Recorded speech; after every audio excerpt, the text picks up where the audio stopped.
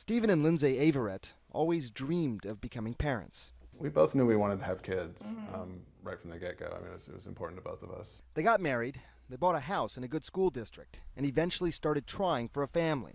Lindsay was in her 20s and totally healthy. Yet, after nearly a year, they hadn't gotten pregnant. It honestly didn't really cross my mind for, I would say, 11 of those 12 months that it would be a male issue. But finally, I said, well, maybe you should go to the doctor. Urologist and reproductive specialist Dr. Michael Witt says male infertility is a more common problem than couples may realize. One of the first things is figuring out how big a problem male infertility is. How big is it? Well, it probably affects about 12% of men in general, though all couples who struggle with infertility, in half of those, there's probably a male contribution. It can be caused by a myriad of factors: genetics, irregular chromosomes, obesity, drug use, even smoking. For some men, infertility is the result of something as simple as an undetected cluster of veins. So when someone has a varicocele, a cluster of veins, how is that making a man infertile? Yeah, it's just like a varicose vein you can get in your leg, except it's around the testicle. You can fix it, and it's just a simple occlusion technique. In about 80% of cases, you get improved production, and essentially you can enhance fertility rates, about 60–70%.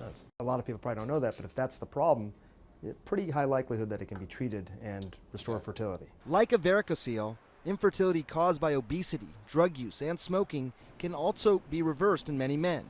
In even more complicated cases like Stephen Averett's, a diagnosis of male infertility is not necessarily the final word.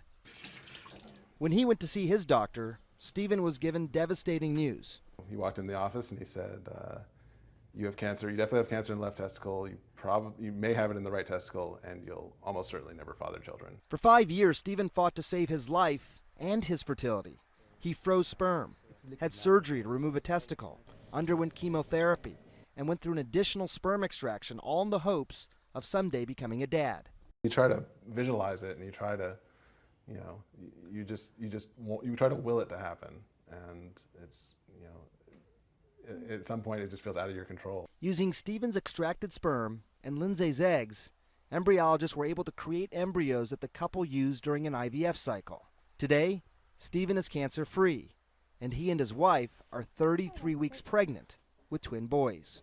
Just to see her belly growing and it's cliche, but seeing those heartbeats on the ultrasound is just, it blows your mind. You're just like, I can't believe they're in there.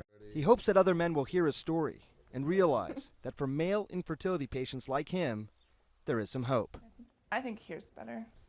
Dr. Sanjay, Gupta, CNN, reporting.